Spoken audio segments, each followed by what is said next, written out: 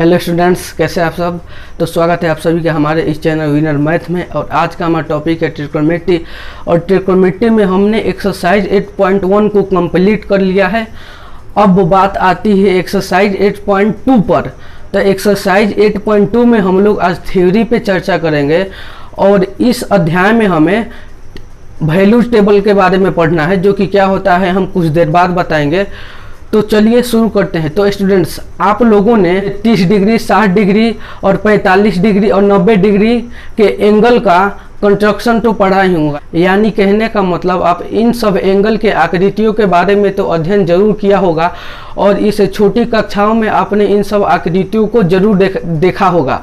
जैसे थीटा होता था, अब उसकी जगह पे हम एंगल लेंगे 30 डिग्री, 60 डिग्री, 45 डिग्री और 90 डिग्री। देखिए 45 डिग्री एंगल कहने का मतलब क्या, 45 डिग्री एंगल कहने का मतलब क्या। जैसे हमने एक यहाँ पे 90 डिग्री का एंगल लिया, तो स्टूडेंट्स यहाँ पर हमने एक 90 डिग्री का एंगल लिया और इन 90 डिग्री के एंगल को हमने बीच में से एक और रेखा खींचा। क्या हमने इस 90 डिग्री एंगल को हमने बीच में से एक और रेखा खींचा।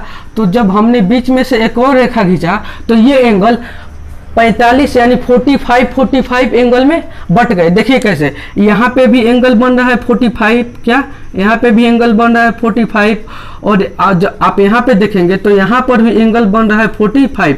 तो देखिए 45 एंगल कहने का मतलब यही हुआ, ये तो पूरा एंगल यहाँ से यहाँ तक 90 हुआ, ये पूरा एंगल यहाँ से यहाँ तक 90 हुआ। जब हम बात करते हैं 45 यानी 45 डिग्री एंगल की, तो 90 डिग्री ही एंगल को हम एक बिल्कुल बीच में से, बिल्कुल मिड में से हम जब बांट देंगे तो वह एंगल 45 डिग्री का रूप धारण कर लेगा। जैसे यह 45, ये 45 एंगल हो गया, ठीक, और ये पूरा है 90 डिग्री। तो चलिए अब हम चलते हैं अपने अगले मेन टॉपिक की ओर। तो स्टूडेंट्स, हमने अपना पहला टॉपिक डाल दिया है trigonometric ratio of 45 degree angle. अब हम इन टॉपिक में पढ़ेंगे कि 45 एंगल अगर ट्रिग्नोमेट्रिक रेशियो के साथ यह एंगल यानी यह एंगल 45 जुड़ जाए तो उसका मान क्या होगा। जैसे sine 45 degree, cos 45 degree, tan 45 degree. तो इसका वैल्यू हम कैसे फाइंड करते हैं और फाइंड करने के बाद हम इसे कैसे याद रखेंगे। तो देखिए क्या करते हैं। अब हमें यह पहला टॉपिक ये है, तो सबसे पहले हम एक समकोण त्रिभुज लेते हैं। क्या सबसे पहले हम एक राइट एंगल ट्रायंगल लेते हैं। तो देखिए, तो स्टूडेंट्स हमने यहाँ पे राइट एंगल ट्रायंगल को ले लिया है। अब देखिए राइट एंगल ट्रायंगल में तो ये हो गए लंब, यानी यह दो रेखा एक दूसरे पे लंब है, तो यहाँ पे राइट एंगल ट्रायंगल हो गई। अब बात आती है 45 डिग्री, यानी हमें 45 डिग्री के रेशियो के बारे में पढ़ना है। तो हमें 45 के सापेक्ष अब निकालना होगा। पहले हम किसके सापेक्ष निकालते थे, कोई एक एंगल ए, वह एंगल ए हो, थीटा हो, 180 हो, यानी कुछ भी हो। अब उस एंगल के जगह पे एक स्पेसिफिक न्यूमेरिकल वैल्यू आ गया है, जो है 45 डिग्री। जो क्या है 45 डिग्री है। जो एंगल कितना है 45 डिग्री है। अब हम इन्हीं एंगल के सापेक्ष बाकी ट्रिग्नोमेट्रिक रेशियो को फाइंड करेंगे। क्या अब हम इन्हीं एंगल के सापेक्ष बाकी ट्रिग्नोमेट्रिक रेशियो को फाइंड करेंगे। अब आप एक बात बताइए, यह तो हो गया 90, यह हो गया 45, तो जो यह एंगल बचा, यह एंगल कितना हुआ, यह एंगल कितना हुआ, तो यह भी एंगल हुआ 45। देखिए कैसे,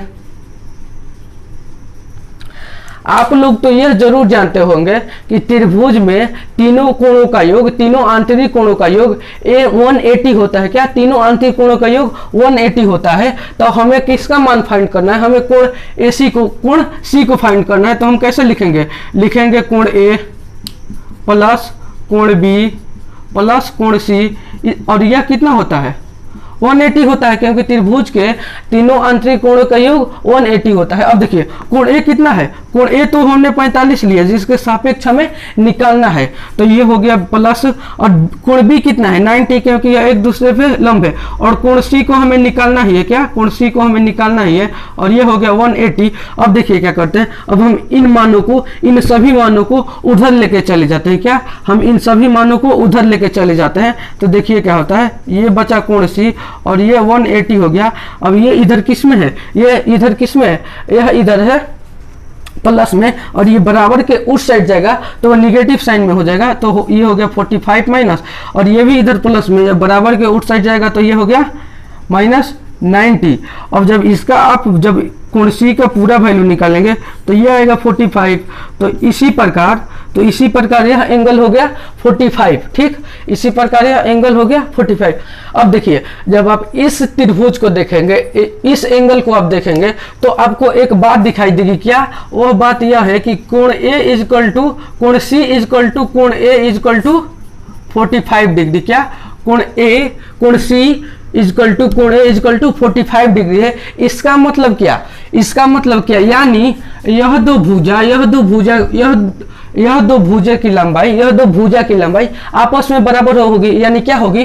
चूंकि इसीलिए क्या लिखेंगे आप? इसीलिए BC इजकल टू AC क्या आप लिखेंगे? इसीलिए BC इजकल टू AC। क्यों? क्योंकि यह दोनों तो एंगल सेम है, और यहाँ पे लंब है, तो ये तो त्रिभुज की सबसे बड़ी भुजा हो गई। क्या? यह समकोण त्रिभुज की सबसे बड़ी भुजा हो गई, और बाकी दो अन्य बची भुजा दोनों आपस में बराबर हो गई। क्यों? क्योंकि यहाँ पे एंगल दोनों का सेम है। अब देखिए हमने तो यहाँ पे लिख दिया BC इजकल टू AC, अब देखिए जब हमने यहाँ पे लिख दिया BC इजकल टू AC, तो हम इसे क्या करते हैं? हम इसे एक वेरिएबल नंबर मान लेते हैं। वह वेरिएबल नंबर मान लीजिए हो गया k, और इसे हम लिख देते हैं इक्वेशन 1। इसे हम वेरिएबल क्यों माने? हमने बताया था कि इसे हम वेरिएबल इसलिए मानते हैं क्योंकि इसका जब उपयोग हो तो हमें कंफ्यूजन न हो कि हम इन मान का प्रयोग करें इन मान का, तो हम डायरेक्ट इन मान का k का ही उपयोग कर लेंगे। हम डायरेक्ट मान k का ही उपयोग कर लेते हैं। अब देखिए क्या है, ये तो BC आपके पास है k, ठीक। BC है आपके पास k और AC है k। अब हम क्या करते हैं? AC नहीं होगा यहाँ पे AC नहीं होगा। ये हो गया BC और ये होगा AB, यहाँ पे AB होगा। अब देखिए क्या करते हैं, क्योंकि BC और AB ना बराबर है, एंगल ये दोनों बराबर है, तो ये दोनों रेखाएं बराबर होगी। अब हमने क्या लिखा था? BC इजकल टू AC, तो ये दोनों कैसे बराबर हो सकती है? लंब कभी कर्ण के बराबर नहीं हो सकता, क्योंकि यह कर्ण सभी त्रिभुज में सबसे बड़ी भुजा होती है, इसलिए। तो यहाँ पे क्या हुआ? BC is equal to AB is equal to k, हमने माना इसे इक्वेशन 1। अब देखिए क्या करते हैं, BC का मान तो k दिया है, AB का मान भी k दिया है। अब क्या करते हैं? हम AC का मान निकाल लेते हैं। AC का मान कैसे निकालेंगे? According to Pythagoras theorem. तो देखिए कैसे, तो देखिए अकॉर्डिंग टू पाइथागोरस थ्योरम की मदद से हम क्या करते हैं? हम AC का मान निकाल लेते हैं। तो देखिए AC क्या है? कर्ण है, तो कर्ण AC स्क्वायर इजकल टू क्या होगा? कर्ण square is equal to AC square is equal to होगा BC का स्क्वायर प्लस AB का स्क्वायर, ठीक। अब BC का स्क्वायर प्लस AB का स्क्वायर होगा। तो अब देखिए क्या करते हैं, अब ये आपका AB कितना है? AB कितना है? k, और BC कितना है? k। तो यहाँ पे हम यहाँ पे होल स्क्वायर होगा। अब देखिए हम क्या करते हैं, यह BC कितना है? k, तो BC की जगह पे लिख लेते हैं k का स्क्वायर, ठीक। और इसे हम कर लेते हैं प्लस, और AB की जगह पे कितना है? k, और यहाँ पे भी हम लिख देंगे k स्क्वायर। अब इसे हम कर देंगे स्क्वायर। अब देखिए अब हम जब इसे खोलेंगे तो यह कितना हो जाएगा? यह हो जाएगा k square plus k square is equal to कितना हो जाएगा? 2k स्क्वायर इजकल टू कितना हो जाएगा? 2k square. अब देखिए क्या करते हैं, यह 2k स्क्वायर किसके बराबर है? AC स्क्वायर के बराबर है। क्या? यह 2k स्क्वायर AC स्क्वायर के बराबर है। तो हम देखिए क्या करते हैं, यहाँ पे लिख देते हैं AC का whole square is equal to 2k square. अब देखिए क्या करते हैं, अब यह स्क्वायर जब बराबर के उस बगल जाएगा, क्या? यह स्क्वायर जब बराबर के उस बगल जाएगा तो यह स्क्वायर हट के यह रूट में कन्वर्ट हो जाएगा। यह रूट में कन्वर्ट हो गया। अब अगेन इसे हम क्या करते हैं, इसका मान तो अब पूरा मान AC का कितना हो जाएगा? √2 इंटू k। अब हमारे पास AC का मान कितना आ गया? √2 इंटू k। और ये कितना मान था? BC कितना था? BC का तो मान k ही था। और ये AB कितना था? AB का भी मान k था। तो देखिए यहाँ तक की बातों को हम आपको फिर से समझा देते हैं। देखिए क्या हमें निकालना क्या है? Trigonometric ratio of 45 degree angle. तो हम क्या करते हैं, सबसे पहले एक समकोण त्रिभुज लेते हैं और उस समकोण त्रिभुज में पहले लिखते थे थीटा, क्योंकि उस समय हमें नहीं निकालना था। अब इस समय हम थीटा की जगह पर स्पेसिफिक एंगल की बात कर रहे हैं, तो हमने यहाँ पे लिख दिया 45। अब इस एंगल के हिसाब से, इस एंगल के सापेक्ष हमें निकालना है। किसी भी एंगल के, वैसे में तो अब किसी भी एंगल के सापेक्ष निकाल लेते हैं, लेकिन हमें मान को प्रूव करने के लिए कोई एक एंगल लेना होगा, या तो ये या तो ये। तो हम यह एंगल लेंगे और इस एंगल के सापेक्ष निकालेंगे। तो आधार तो हो गया ये, लंब हो गया ये, और स्लोप वाला लाइन तो हमेशा कर्ण ही होता है। अब देखिए, अब हमने क्या किया, चूंकि हमने यहाँ पे लिख दिया 45 एंगल, 45 डिग्री एंगल। अब यहाँ पे हो गया 90, यहाँ पे हो गया 45। तो बाकी तो ये निकालना क्या आसान है। क्या करेंगे, क्योंकि त्रिभुज के तीनों कोणों का सम 180 होता है। अब 180 में से इन दोनों को सम करके, 180 में से इन दोनों को सम करके जब सब्ट्रैक्ट कर देंगे तो इसका भी मान आ जाएगा, इसका भी मान बिल्कुल आसानी से आ जाएगा। तो देखिएगा, इसका मान आया 45। तो आइए चेक करते हैं कि क्या यह मान 45 सही आया है। तो देखिए 45 45 90 90, 45 45 90 और यह 90 और हो गया 180। तो यह मान भी बिल्कुल सही आया है। अब देखिए क्या करते हैं, अब हमने क्या लिखा, कोण C इजकल टू कोण A is equal to 45 degree angle. क्या, कोण A is equal to 45 degree angle. अब इसका मतलब क्या हुआ, अब इस लाइन का मतलब क्या हुआ, इस लाइन का मतलब यही हुआ कि जो लंब है वह आधार के बराबर है, क्योंकि एंगल दोनों तो यहाँ पे सेम है। तो जो जब एंगल सेम है तो लंब आधार के बराबर हो जाता है। कैसे होगा, तो ये हो गया BC इजकल टू AB, और इससे हमें एक वेरिएबल नंबर K मान लिया। K हमने इसलिए माना कि कहीं पे जैसे यहाँ पे उपयोग हुआ है ना, BC यहाँ पे उपयोग हुआ है, तो हम BC डायरेक्ट रूप से न उपयोग करके यहाँ पे K उपयोग किए हैं, और AB यहाँ पे भी आया है तो हम यहाँ पे भी K उपयोग किए हैं, इसलिए हमने इसे K मान लिया। अब हम क्या करते हैं, अब इसका भी मान क्या आया था, इसका भी मान क्या आया था, इसका भी मान क्या आया था। अब हमें मान निकालना है AC का।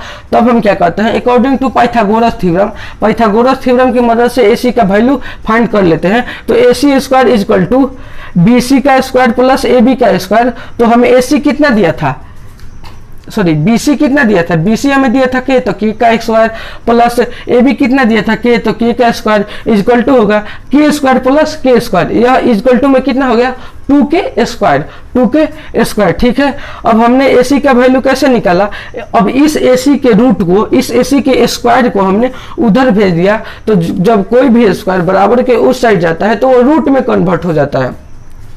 तो ये तो हो गया रूट में कन्वर्ट हो गया।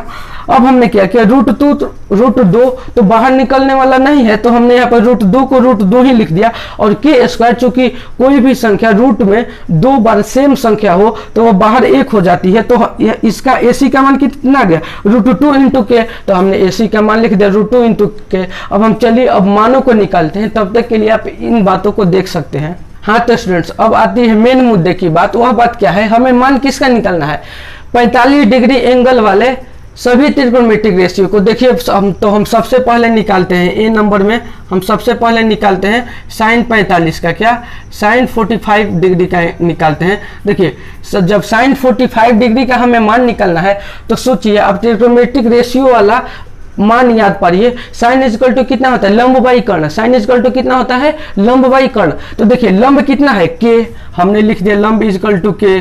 कर्ण कितना है, कर्ण है रूट 2 इंटू के, हमने यहाँ पे लिख दिया रूट 2 इंटू के, हमने यहाँ पे लिख दिया रूट 2 इंटू के। अब आप एक बात ध्यान से देखिए, यह K और यह K हो गई कैंसिल, तो इसका मान कितना बचा 1/√2, यानी कि क्या, यानी कि साइन 45 डिग्री का मान 1/√2 होगा, यह फिक्स हो गया। अब कहीं भी आप साइन 45 डिग्री का मान का उपयोग करेंगे तो आपको इन सारी बातों को निकालने की जरूरत नहीं पड़ेगी। आपको यह मान याद करना होगा कि साइन 45 का मान होता है 1/√2, और अब उस समय आप इन बातों को डायरेक्ट रूप से यूज कर लेते हैं। तो चलिए अब देख लेते हैं, यहाँ पे हमने लिख दिया साइन 45 डिग्री का मान कितना आ गया, साइन 45 डिग्री का मान आ गया 1/√2। अब इन बातों को आपको भूलना नहीं है, इन बातों को आपको याद कर लेना है, ठीक, इन बातों को आपको याद कर लेना है। अब देखिए, अब हम चलते हैं कोस की ओर। बी नंबर में क्या आ जाएगा, कोस। देखिए बी नंबर में आगे कोस, तो हमें यहाँ पे लिखेंगे cos 45 डिग्री का, क्या यहाँ पे हम लिखेंगे cos 45 डिग्री का। अब सोचिए cos 45 डिग्री यानी cos थीटा का मान कितना होता है, आधार बटे कर्ण। तो आधार भी K है, तो हमने यहाँ पे लिख दिया K बटे √2 इंटू के, √2 इंटू के।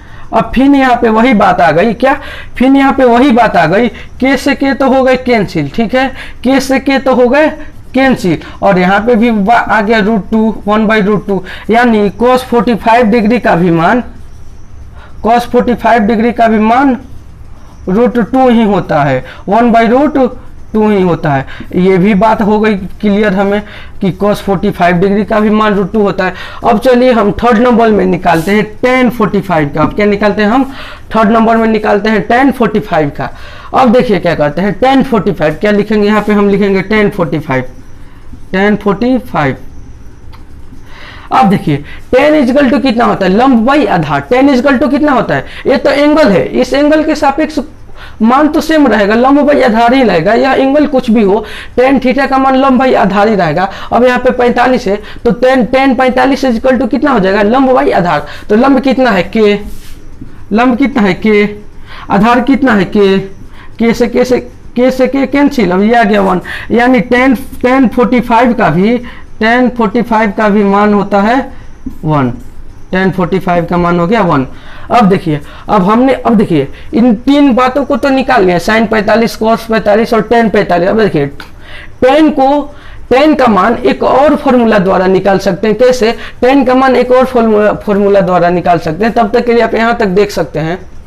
तो देखिए हमें निकालना है tan 45 डिग्री का मान, तो ये तो हो गया using to Pythagoras theorem, using to trigonometric ratio से हमने tan 45 का मान निकाल लिया। लेकिन tan 45 का मान एक और तरीके से निकाल सकते हैं। देखिए वो तरीका क्या है, हमने लिखा है यहाँ पे tan 45, ठीक, tan 45। और आप याद पाइए कि tan 45 का मान कितना होता है, tan 45 का मान कितना होता है, sin 45 बटे cos 45, sin 45 बटे cos 45।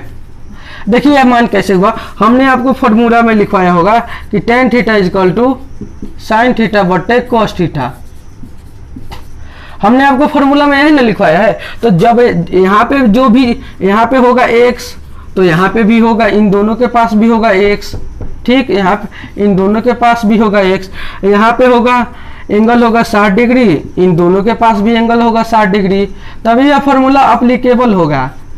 यहाँ पे भी होगा 60 डिग्री, यहाँ पे मान होगा 45 डिग्री, तो यहाँ पे भी होगा 45 डिग्री, यहाँ पे भी होगा 45 डिग्री, ठीक। अब आप इन बातों को देख लिए। अब देखिए हम क्या करते हैं, ये तो हो गया tan 45। अब देखिए आपने sin 45 का मान कितना निकाला, आपने sin 45 का मान निकाला 1/√2। अब यह मेन वाला बट्टा है, क्या यह मेन वाला बट्टा है, तो हमने लंबा खींच दिया इसको। अब आपने cos 45 का मान कितना निकाला, वो भी निकाला 1/√2, अब देखिए अब इसे सिंप्लीफिकेशन करने के लिए हम क्या करते हैं, ऊपर वाले भाग को तो हम स्थिर रखते हैं, क्या ऊपर वाले भाग को तो हम स्थिर रखते हैं, तो ये लिख दिया 1/√2 इनटू।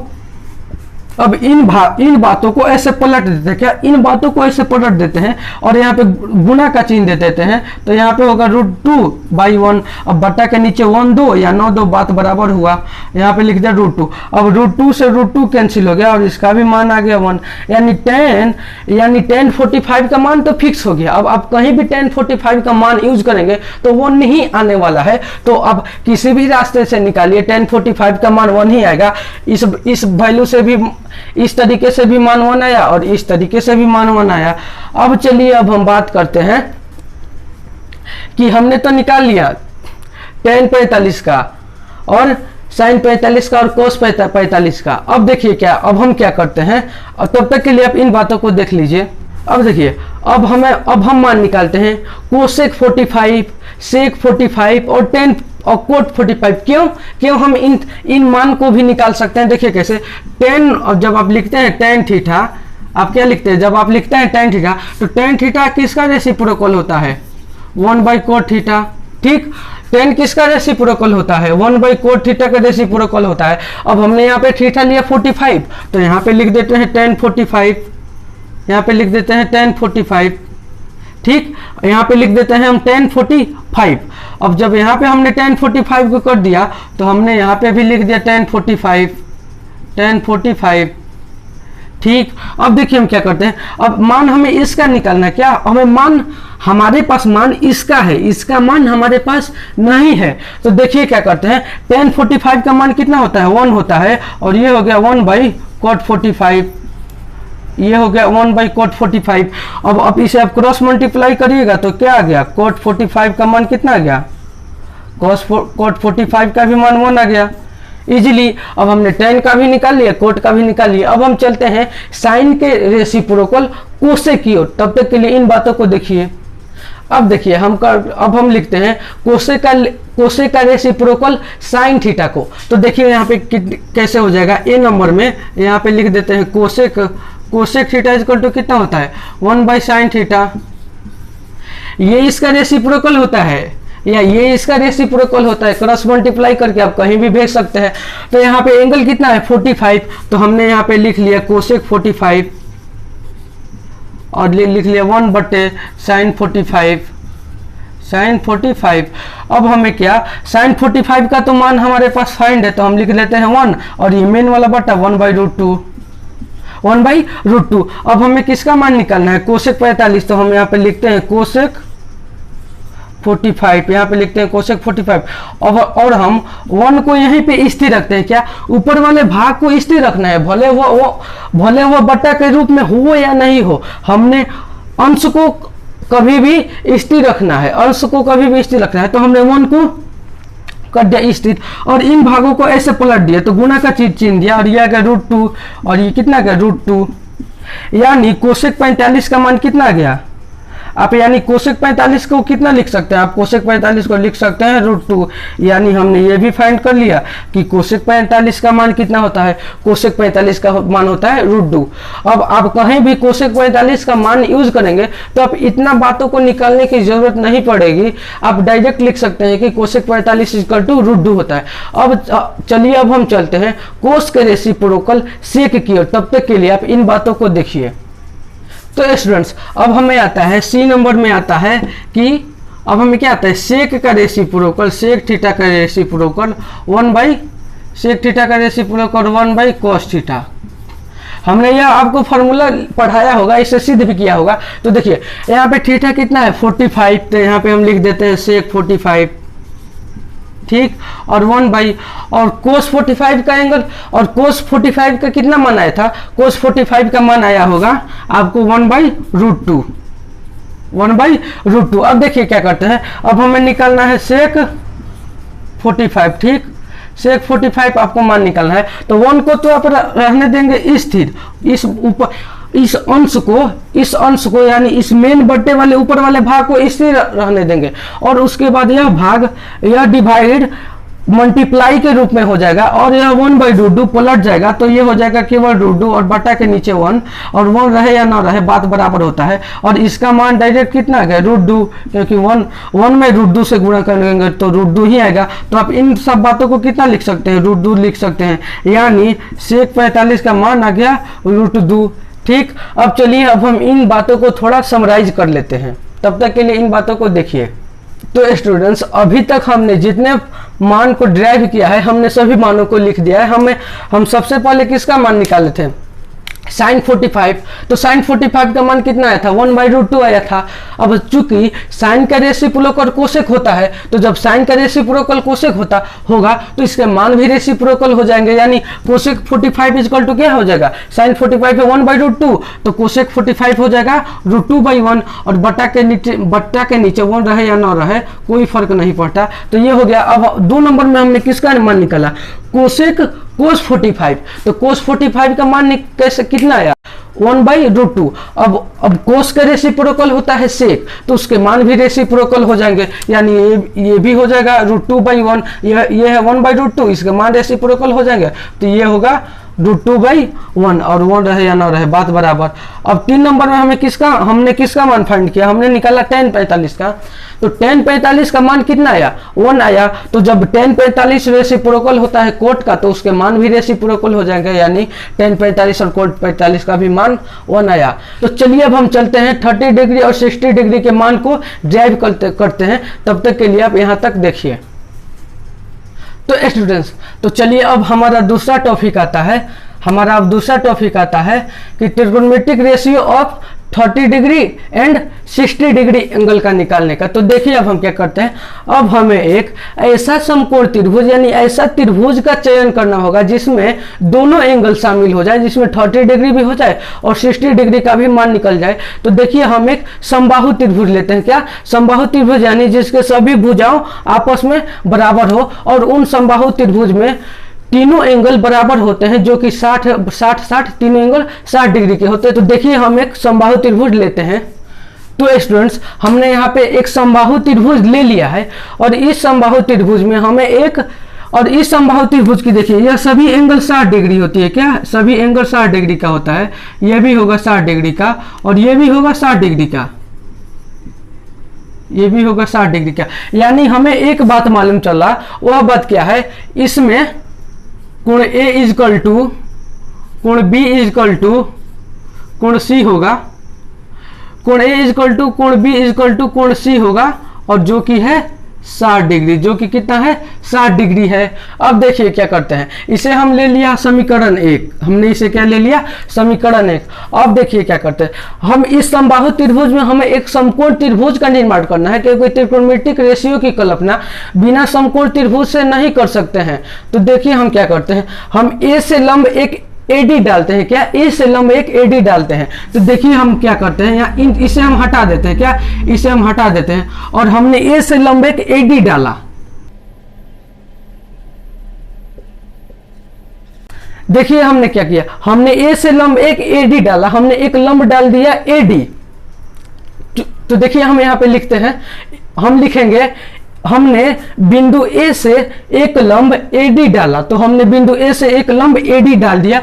अब हमने जब एंगल, अब इस A से बिंदु A से हमने एक लंब डाल दिया AD, तो यहाँ पे एंगल कितना था 60 डिग्री था। तो वह एंगल दो भागों में बढ़ जाएगा। तो वह एंगल दो भाग में कितना हो जाएगा, यहाँ पे भी होगा 30 डिग्री और यहाँ पे भी होगा 30 डिग्री, इधर भी हो जाएगा 30 डिग्री, दोनों तरफ हो गया 30 डिग्री। क्योंकि हमने क्या था, यह एंगल पूरा था 60 डिग्री और हमने यहाँ पे चूंकि लंब डाला, तो जब हमने लंब डाला तो यह एंगल दो भाग में बढ़ गए और 60 डिग्री दो भाग में बढ़ गया, 30 डिग्री और 30 डिग्री। तो इधर भी 30 डिग्री हो गया और इधर भी 30 डिग्री हो गया।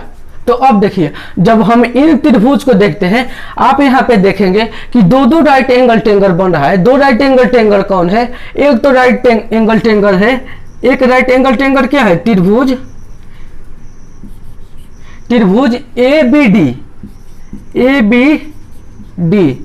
एंड त्रिभुज ADC are both right angle triangle.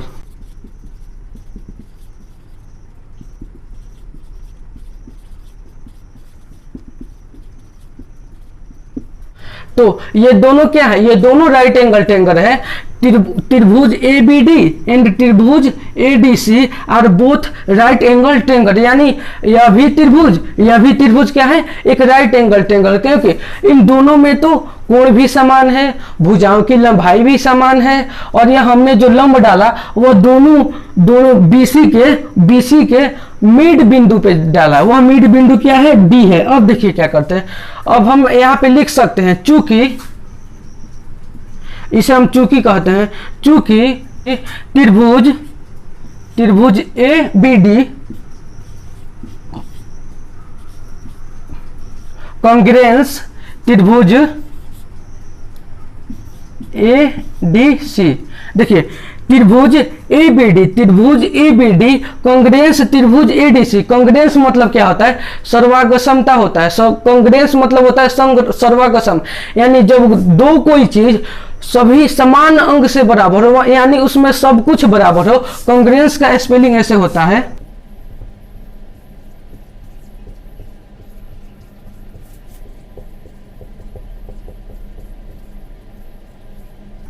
तो देखिए कॉन्ग्रुएंस का मतलब होता है सर्वागसम, यानी दो कोई चीज, यानी कोई दो चीज सभी अंगों से समान रूप से बराबर हो, यानी उसमें एंगल भी समान हो, भुजा भी समान हो।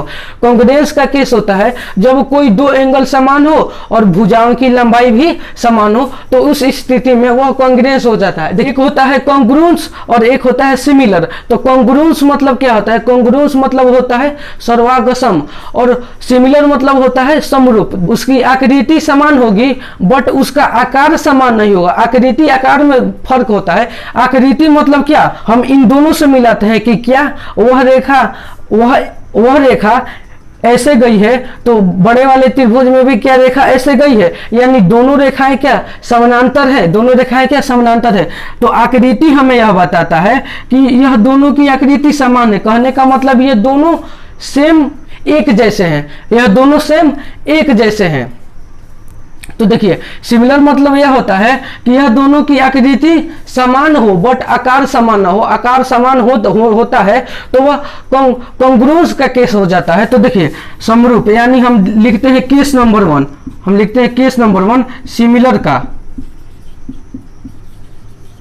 तो देखिए हमने यहाँ पे एक उदाहरण दे दिया। क्या हमने यहाँ पे उदाहरण दे दिया? ये हो गया उदाहरण। क्या? यह एक मान लीजिए समबाहु त्रिभुज है, यह भी एक समबाहु त्रिभुज है। तो यह हो गया सिमिलर का केस। यह एक सिमिलर है, यानी यह समरूप है, यह समरूप है। समरूप मतलब इसकी आकृति तो समान है बट इसका आकार समान नहीं है। आकृति समान होने का मतलब जैसे हमने एक ऐसा मार्कर लिया और इससे छोटा सेम ऐसा ही मार्कर लिया जिसका ढक्कन खुला हुआ है, और यह ऐसे है और यह ऐसे है, तो वह मार्कर छोटा है, यह आकार में छोटा हो सकता है और आकृति तो समान हो जाएगी। हमने एक ऐसा ही मार्कर लिया तो हम क्या कहेंगे? एक छोटा मार्कर बिल्कुल ऐसा ही लिया तो हम कहेंगे इन दोनों मार्कर का आकृति समान है बट इसका आकार समान नहीं है, क्योंकि यह बड़ा है यह छोटा है। वही सिमिलर कहता है कि दो कोई भी चीज बड़ा या छोटा हो सकता है बट उसकी आकृति समान होनी चाहिए, यानी वह एक जैसा दिखे। वह यह नहीं कि यह दिखे ट्रेंगल और यह दिखे सर्कल, यह दोनों दिखने में तो ट्रेंगल ही है। तो यह हो गया इसकी आकृति, और इसका साइज कुछ छोटा है, इसका साइज कुछ बड़ा है, यह हो गया आकार। लेकिन जब हम केस नंबर 2 कांग्रुएंस की बात करते हैं तो देखिए कांग्रुएंस क्या कहता है। देखिए कांग्रुएंस यह कहता है कि उसकी आकृति भी समान हो और उसकी आकार भी समान हो। देखिए कैसे, हमने यहाँ पे दो ऐसा त्रिभुज बनाया था और यह भी त्रिभुज ऐसा ही हो, यह भी त्रिभुज ऐसा ही हो। तो ये होता है कांग्रुएंस का मतलब, यानी दो कोई भी चीज आकृति और आकार समान हो। यानी हमने एक ऐसा मार्कर लिया और हमने एक बिल्कुल ऐसा ही मार्कर लिया। जब हम इससे लंबाई और चौड़ाई की माप किए तो इसकी लंबाई भी आ गई 5 सेंटीमीटर और इस वाले मार्कर की भी लंबाई आ गई 5 सेंटीमीटर। तो वहां पे हम कहते हैं कि दो कोई भी चीज कांग्रुएंस है, दो कोई भी चीज कांग्रुएंस है, यानी सर्वगसम, यानी सभी अंगों से बराबर, सभी अंगों से बराबर। तो हमने यहाँ पे यही लिखा है कि त्रिभुज ए बी डी कांग्रुएंस त्रिभुज ACD, यह कांग्रुएंस का सिंबल है। इसे हम ऐसे सूचित करते हैं, यह दो इक्वल का चिन्ह और इक्वल साइन के ऊपर एक ऐसा सिंबल होता है, इसे हम कांग्रुएंस पढ़ते हैं।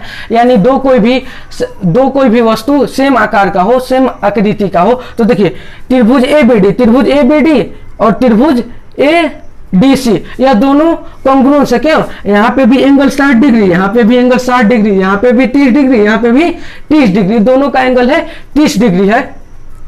और ये भी भुजा की लंबाई बराबर, ये भी भुजा की लंबाई बराबर, ठीक। और ये भी भुजा की लंबाई बराबर, ये भी भुजा की लंबाई बराबर। यह BD भी बराबर है DC के, और यह AB भी बराबर है AC के बराबर है। अब चलिए आप यहाँ तक के बातों को देखिए, हम इन बातों को साफ करेंगे।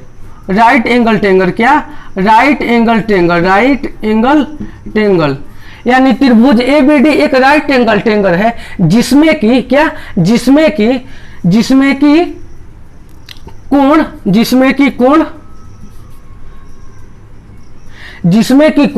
ABD, क्या? कोण ABD कितना है? 60 डिग्री है, ठीक। कोण ABD कितना है? 60 डिग्री है। और कोण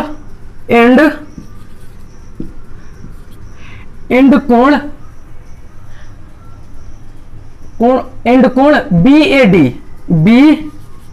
AD is equal to 30 degree है। यानी देखिए हम जिस भी, अब हम त्रिभुज की बात करते हैं तो जिसका भी एंगल होता है, जो भी एंगल होता है उसे बीच में लिखते हैं। जब हम त्रिभुज के बेस पे तीनों कोणों लिखते हैं, त्रिभुज की तीनों कोण के साथ साथ भुजा का एंगल का निरूपण करते हैं तो हम यह सिंबल देते हैं और हम लिखते, और जो भी एंगल होता है, जैसे हमने यहाँ पे लिया बी, तो बी कितना है 60 डिग्री है, तो हमने बी को ऐसे बीच में लिखा, यानी हमने लिखा ए बी डी हमने इसे बीच में लिखा क्योंकि इसका ही एंगल यह बता रहा है, और हमने यहाँ पे लिखा और हमने यहाँ पे बीच में लिखा है क्योंकि यह इसका ही एंगल बता रहा है। ए कितना है 30 डिग्री और बी कितना है 60 डिग्री है, तो इसीलिए हमने ऐसे किया। तो स्टूडेंट्स, तो देखिए अब हम क्या करते हैं, अब हमें इतना हम बोर्ड पे क्यों लिखे, हमें मान निकालना था सेक साइन 30 डिग्री, कोस 60 डिग्री, फिर साइन 60 डिग्री और कोस 30 डिग्री, इसी प्रकार टेन का और कोस का भी, और इसी प्रकार उनके सभी मानों के रेसिप्रोकल का भी।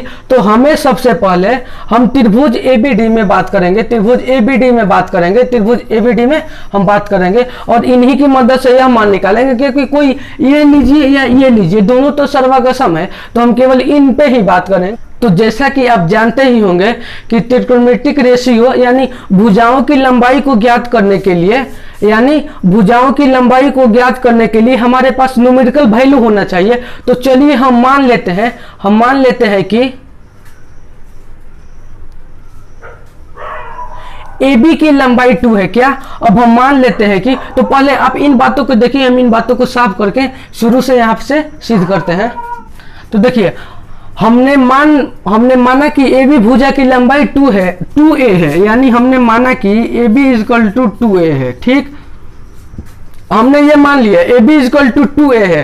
तो अब हमने जब मान लिया AB इक्वल टू 2A है, तो अब हम इन बातों को ही अंत तक लेके चलेंगे और हम मान निकालेंगे साइन 30 डिग्री का और कोस 60 डिग्री का और 30 डिग्री का, इन सभी त्रिकोणमितिक रेशियो का मान निकालेंगे।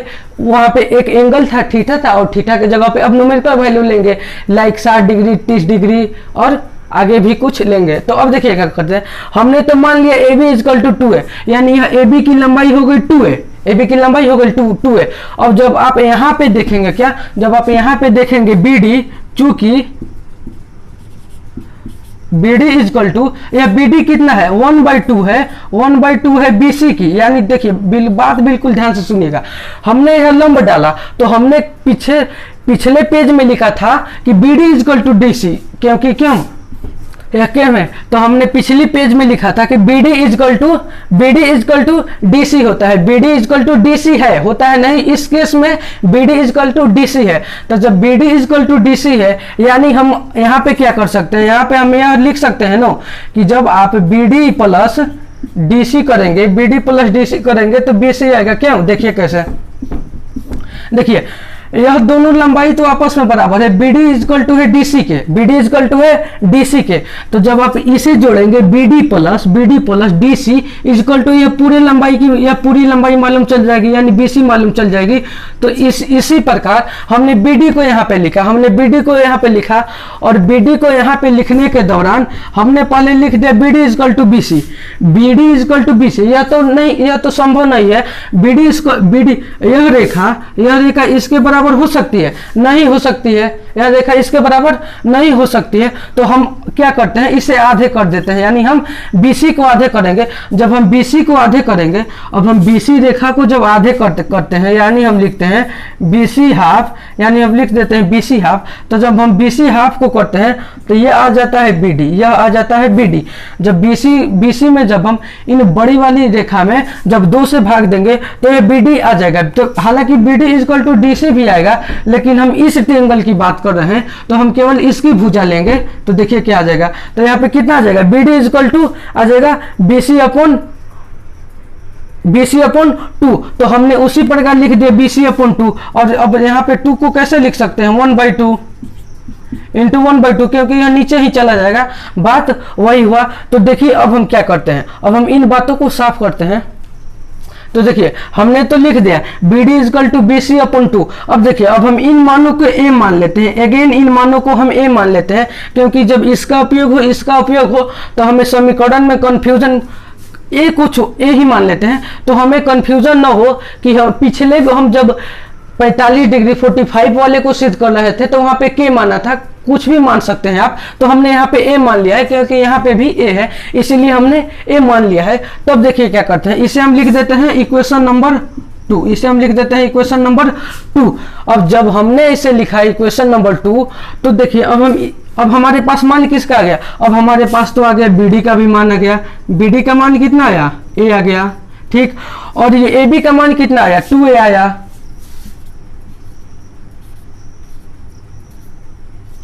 तो देखिए बी डी का भी मान आ गया ए, और बी डी का मान आ गया ए, और ए बी का मान आ गया 2a। अब हम क्या करते हैं, अब हमारे पास क्या बचा, अब हमारे पास मान बचा एडी का। अब हमें वैल्यू निकालना है एडी का, तो देखिए एडी के वैल्यू निकालने के लिए हम क्या करते हैं,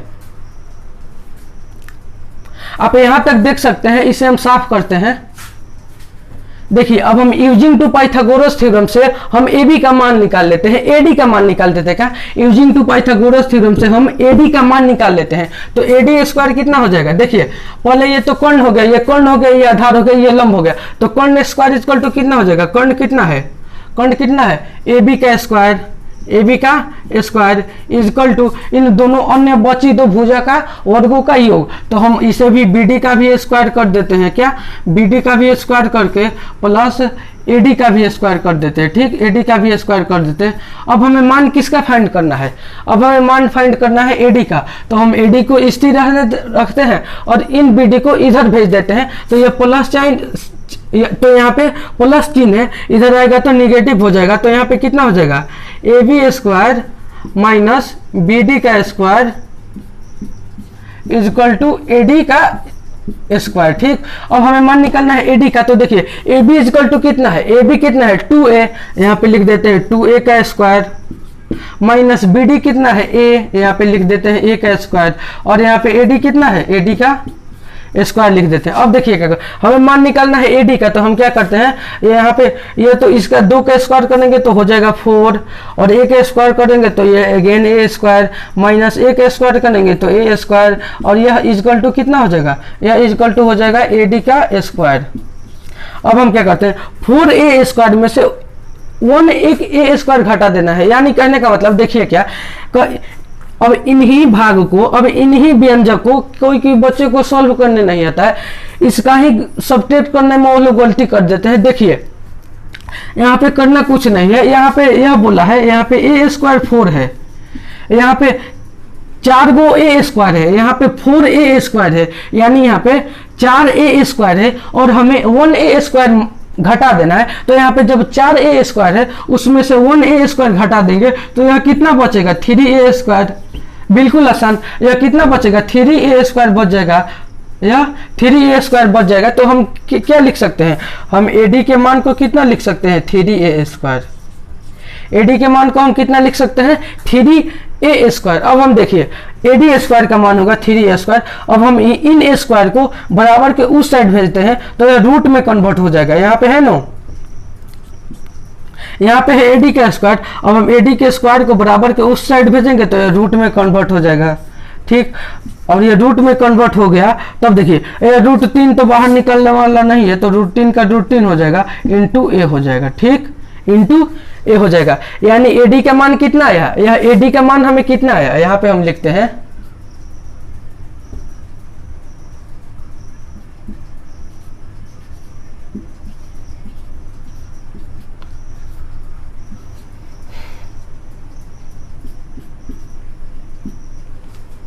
यहाँ पे हमने लिख दिया एडी का मान आया √3 इंटू ए स्क्वायर। अब हम इन बातों को पहले साफ कर देते हैं और उसे एक अलग त्रिभुज में बनाते हैं, तो इन बातों को हम साफ करते हैं। देखिए तो देखिए हम त्रिभुज के एक बगल को साफ कर देते हैं, क्योंकि हमें किस त्रिभुज में केवल बात करना है, ए बी डी। या त्रिभुज तो दोनों सेम थे ना, तो कोई एक त्रिभुज में हमें बात करके मान निकाल देना है। तो देखिए हमने त्रिभुज केवल ले लिया है ए बी डी। अब देखिए ए बी डी में हमने एडी का लंबाई कितना निकाला, √3 इंटू ए। हमने एडी का लंबाई निकाला √3 इंटू ए। तब देखिए हम क्या करते हैं, अब हम सभी मानों को निकालते हैं। तो चलिए अब हम सबसे पहले ए नंबर में निकालते हैं, क्या ए नंबर में निकालते हैं साइन 30 डिग्री का। तो देखिए यहाँ पे हम लिखते हैं साइन 30 डिग्री, आप देखिए जब साइन 30 डिग्री की आपके सामने बात हो गई तो साइन 30 किसके बराबर होता है? तो जब साइन 30 की बात हो गई तो यह तो हो गया आधार, यह क्या हो गया? यह तो हो गया बेस, और यह बेस हो गया, यह हो गया परपेंडिकुलर, यह हो गया लंब। देखिए यह जब साइन 30 डिग्री हुआ तो एंगल तो ऊपर गया ना, तो जब एंगल ऊपर गया तो 30 डिग्री जिस एंगल पे ठहरा हुआ है वही हो जाता है आधार। तो अब आप कहेंगे तो यह 30 डिग्री इस एंगल पे तो ठहरा हुआ है, लेकिन यह क्यों नहीं हुआ? यह इसलिए नहीं हुआ क्योंकि स्लोप समकोण त्रिभुज में स्लोप वाला लाइन हमेशा हाइपोटेनियस यानी कर्ण नहीं होती है। तो यह किस पे ठहरा? अब ये तो बाकी बचा इसी पे, तो यह 30 डिग्री जिस रेखा पे ठहरा हुआ है वह हो जाएगा बेस, यह हो गया बेस, यह हो गया लंब। तो देखिए साइन 30, तो साइन 30 डिग्री यानी साइन थीटा इक्वल टू कितना होता है? लंब बाई कर्ण। लंब कितना है? ए।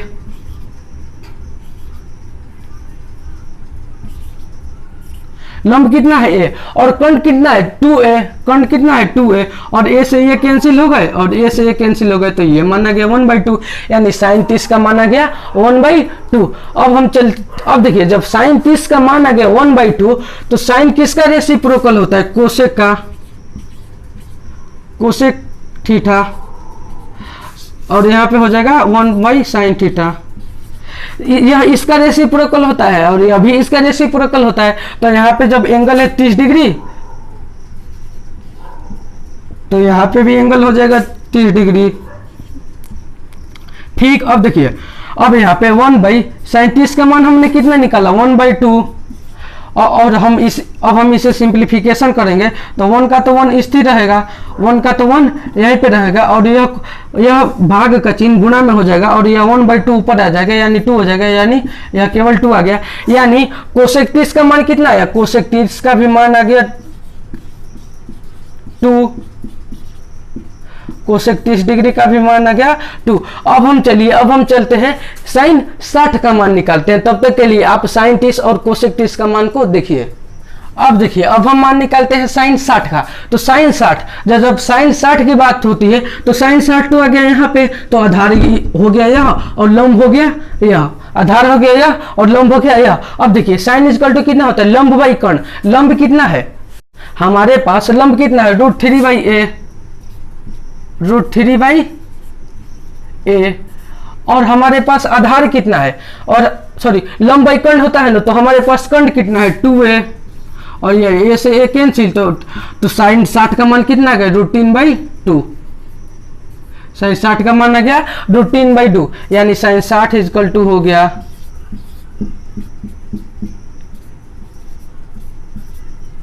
साइन 60 इक्वल टू हो गया √3/2। अब चलिए, क्योंकि साइन का रेसिप्रोकल होता है कोसेक, अभी हमने बताया, तो यहाँ पे कोसेक 60 इक्वल टू कितना हो जाएगा? जब साइन का रेसिप्रोकल होता है कोसेक तो इसके मान भी रेसिप्रोकल हो जाएंगे, यानी यह है √3/2 और तो यहाँ पे हो जाएंगे 2/√3। ठीक, अब हम चलते हैं अपने कोस 30 की ओर, कोस 30 की ओर। तब तक के लिए इन बातों को आप देखिए। हाँ तो स्टूडेंट्स अब हम चलते हैं कोस 30 की ओर। तो देखिए कोस 30, कोस थीटा इक्वल टू कितना होता है? कोस थीटा इक्वल टू होता है आधार बाई कर्ण। तो देखिए अब कोस 30 की बात हो रही है, तो कोस 30 यह है, तो कोस 30 यहाँ पे है, तो आधार तो ये भी हो गया, आधार हो गया ए बी, और कर्ण तो कर्ण नहीं है ए बी, आधार हो गया आधार हो गया ए डी, और कर्ण कितना है? A B. तो देखिए आधार कितना है? चूंकि कोस इक्वल टू कितना होता है? आधार बाई कर्ण, तो आधार तो हो गया ए डी, तो √3/a, बट कर्ण कितना है? 2a। अब a से a कैंसिल, तो ये भी मान आ गया √3/2, यह भी मान कितना आ गया? √3/2। अब देखिए चूंकि कोस का रेसिप्रोकल होता है सेक, यानी कोस का रेसिप्रोकल होता है सेक। यहाँ पे कैसे होगा? यहाँ पे जब हम सेक थीटा की बात करते हैं तो वह रेसिप्रोकल होता है कोस थीटा की। चूंकि एंगल है 30 डिग्री, तो यहाँ पे लिख देंगे हम 30 डिग्री। ठीक, यहाँ पे हमने लिख दिया 30 डिग्री, और जब हमने यहाँ पे लिख दिया 30 डिग्री तो इसके मान को पुट करते हैं, हमें निकालना है सेक 30 का, और लिखते हैं 1/। अब कोस 30 का मान हमने कितना निकाला है? √3/2, यहाँ पर लिख देते हैं √3/2। अब देखिए अब हम इसे सिंप्लीफिकेशन करना है, तो 1 को तो स्थिर रखेंगे और यह भाग यह डिवाइड का यह डिवाइड मल्टीप्लाई के फॉर्म में हो जाएगा और यह उल्टा हो जाएगा, यह हो जाएगा √3/2। यानी sec 30 का मान कितना आया, sec 30 का मान कितना आया 2/√3। ठीक, अब चलिए अब हम चलते हैं cos 60 की ओर। तब तक के लिए आप इन मानों को देखिए। हाँ तो स्टूडेंट अब हम चलते हैं cos 60 की ओर। तो जब हम cos 60 की बात करते हैं तो एंगल आ गया यहाँ पे, आधार हो गया यह, लंब हो गया यह। ठीक, अब देखिए आधार हो गया यह, लंब हो गया यह आधार क्यों हुआ, क्योंकि यह एंगल जिस रेखा पे ठहरा हुआ, यहाँ पे तो समकोण त्रिभुज होगा, यहाँ पे समकोण त्रिभुज ऐसे होगा, समकोण एंगल होगा, एंगल समकोण होगा। तो यहाँ पे तो हो गया यह आधार। यह आधार क्यों हुआ, क्योंकि यह एंगल 60 डिग्री एंगल जिस रेखा पे ठहरा होता है उसी को हम आधार मानते हैं। चूंकि यह तो इस पे भी ठहरा हुआ है, लेकिन यह तो स्लोप वाला लाइन है, तो स्लोप वाला लाइन हमेशा ही हाइपोटेनियस या निकर्ण होता है। तो अब ये किस पे ठहरा बाकी बचा, यह तो केवल BD पे बचा, तो BD हो जाएगा आधार और AD हो जाएगा लंब। अब देखिए cos इक्वल टू कितना होता है, आधार बाई कर्ण। cos इक्वल टू कितना होता है, आधार बाई कर्ण। आधार कितना है A, आधार कितना है A है, हमने लिख दिया A। और आधार बाई कर्ण होता है, कर्ण कितना है 2A, हमने लिख दिया 2A। A से A तो हो गया कैंसिल और यहाँ पे लिख दिया 1/2। यानी cos 60 का मान आ गया 1/2। अब देखिए जब cos 60 का मान आ गया 1/2 तो हम sec 60 का भी मान निकाल देते हैं। देखिए कैसे, चूंकि sec थीटा इक्वल टू होता है 1/cos theta, sec theta equal to होता है 1/cos थीटा, और थीटा यहाँ पे है 60 डिग्री, तो यहाँ पे भी थीटा हो जाएगा 60 डिग्री। ठीक, चूंकि हमें sec 60 डिग्री का मान निकालना है तो हमने cos 60 का मान निकाला है 1/2, तो यहाँ पे लिख देते हैं 1/2। अब इसे इक्वल टू में कैसे लिखेंगे, 1 का तो 1 रहेगा, यह गुणा हो जाएगा और यह जाके ऊपर पलट जाएगा, 2/1 हो जाएगा। यानी यह सिंप्लीफिकेशन करने के बाद आ जाएगा 2। यानी sec 60 का भी हमने मान कितना निकाला, sec 60 डिग्री का भी मान निकाला 2। अब चलिए तब तक के लिए आप cos 60 और sec 60 के मानों को देखिए। अब तो चलिए अब हम चलते हैं tan 60 की ओर। तो यहाँ पे लिखते हैं tan 60 डिग्री, यहाँ पे लिखते हैं tan 60 डिग्री। अब हमने यहाँ पे लिख दिया tan 60 डिग्री, तो सोचिए tan थीटा इक्वल टू कितना होता है, tan थीटा इक्वल टू होता है लंब बाई आधार। तो tan 60 तो आधार तो ये बना, लंब कितना है √3 इंटू A बाई आधार कितना है A, तो ये A से A कैंसिल, यानी tan 60 का मान आ गया √3। tan 60 का मान आ गया √3 आ गया।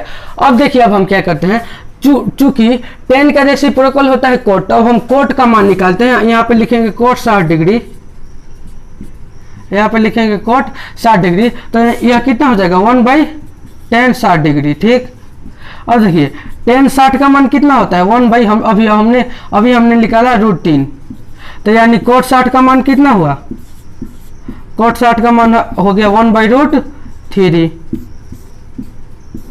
तो आप इन बातों को देखिए। अब हम चलते हैं tan 30 की ओर। हाँ तो स्टूडेंट्स अब हम चलते हैं tan 30 की ओर। तो देखिए यहाँ पे हम लिखेंगे tan 30 डिग्री।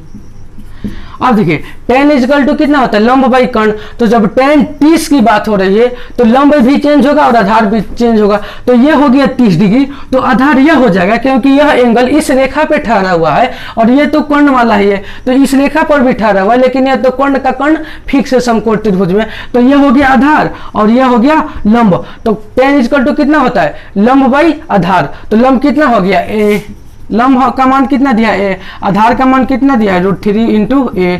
अब A से A कैंसिल हो गया तो 1/√3 आ गया, क्या 1/√3 आ गया। यानी tan 30 का मान कितना आ गया, tan 30 का मान आ गया 1/√3। ठीक, अब देखिए अब हम मान निकालते हैं cot 30 का। तो देखिए कैसे, चूंकि cot थीटा इक्वल टू होता है cot 30 इक्वल टू होता है tan 30 डिग्री। यह एंगल सेम होगा तो यह फॉर्मूला अप्लीकेबल होगा। तो अब देखिए क्या करते हैं, चूंकि 1/tan 30 का मान कितना निकाला हमने 1/√3 निकाला। ठीक, tan 30 का मान हमने निकाला 1/√3 और अब हम यहाँ पे लिख देते हैं कि 1 का 1 हो जाएगा, यह गुणे हो जाएगा और ये 1/√3 ऊपर जाएगा तो यह हो जाएगा केवल √3। यानी कि cot 30 का भी मान कितना आया, cot 30 का मान आ गया 1 केवल √3। ठीक, तो यहाँ पे tan 30 का मान आया 1/√3 और cot 30 का मान आया केवल किसका मन आया, केवल रूटीन। तो आई होप स्टूडेंट आप सब इन बातों को बिल्कुल आसानी से समझ लिए होंगे। और अब हम नेक्स्ट वीडियो में बात करेंगे 0 डिग्री और 90 डिग्री एंगल को कैसे हम प्रूव करते हैं। तो चलिए आज के लिए इतना ही काफ़ी रहने देते हैं, तब तक आप रिवाइज करिए, तब तक के लिए बेस्ट ऑफ लक।